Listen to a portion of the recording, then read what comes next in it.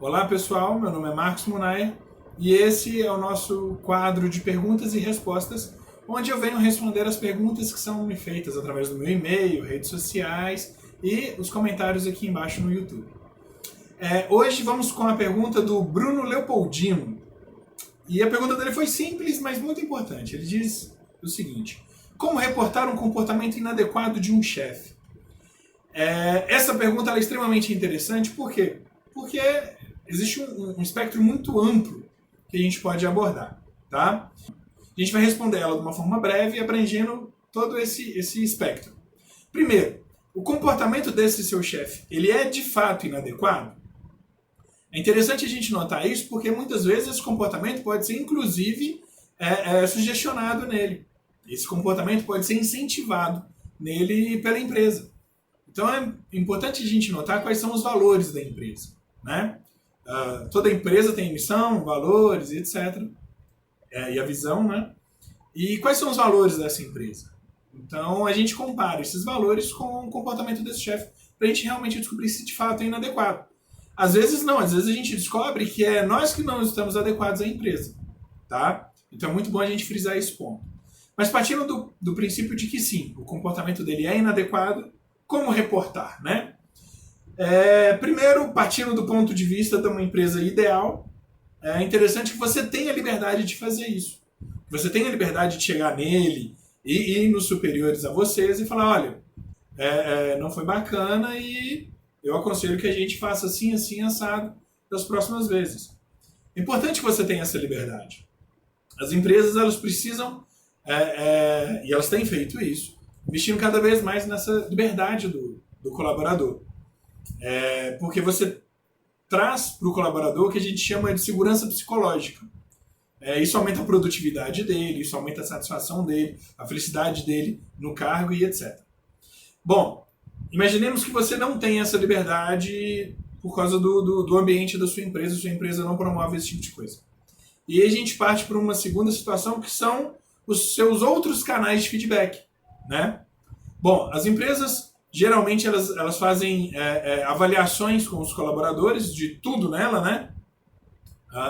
Buscando uma melhoria ali de 3 em 3 meses, 6 meses, ela costuma fazer isso. Então é interessante que ali você destaque todos os pontos que você acha inadequados do seu chefe. Mas vamos supor que essa avaliação esteja longe. Então você tem outros canais, você pode ir no RH. O RH da sua empresa ele é preparado para isso, fica tranquilo, tá? A gente fica imaginando que o RH é um complô junto com os chefes. Não, nada disso. Tá? A gente precisa quebrar esse tipo de paradigma.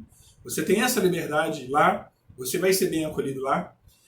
As empresas, as maiores, pelo menos, elas têm o que a gente chama de assistência social. Então é interessante que você também procure a assistência social da sua empresa para relatar esse tipo de problema. E outros canais, né? Ouvidoria e etc. Hoje as empresas elas estão muito preocupadas no que a gente chama de compliance.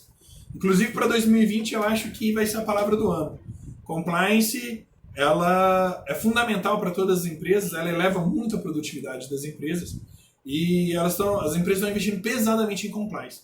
Uma vez que sua empresa tem compliance, esse tipo de atitude inadequada do seu chefe ele vai ser mitigado, desincentivado até deixar de existir, fique tranquilo. Outro ponto são os líderes tóxicos. Os líderes tóxicos eles precisam ser transformados o mais rápido possível. A toxicidade de um líder ela é prejudicial não só para os colaboradores, mas para a vida da empresa, inclusive a vida financeira da empresa. O líder tóxico ele traz muito mais prejuízo do que vantagens ou lucros para a empresa. Então é importante que a gente saiba observar isso, saiba identificar esses líderes e que a gente consiga transformá-los, para que eles deixem de ser líderes tóxicos o mais rápido possível. E por fim a gente tem o pior espectro, que é o assédio moral, né? O assédio moral, inclusive, ele tem certas punições na nossa lei. Eu vou deixar aqui embaixo no vídeo um artigo do site do Conselho Nacional de Justiça, né, o CNJ, onde ele explica bem quais são os procedimentos em relação ao assédio moral, o que deve ser feito, o que é um assédio moral. Inclusive, dependendo da situação, o colaborador ele pode ser até esse líder ele pode ser processado por danos morais e danos materiais também. Então é importante que a gente tenha esse conhecimento em mente, que a gente saiba buscar isso, tá?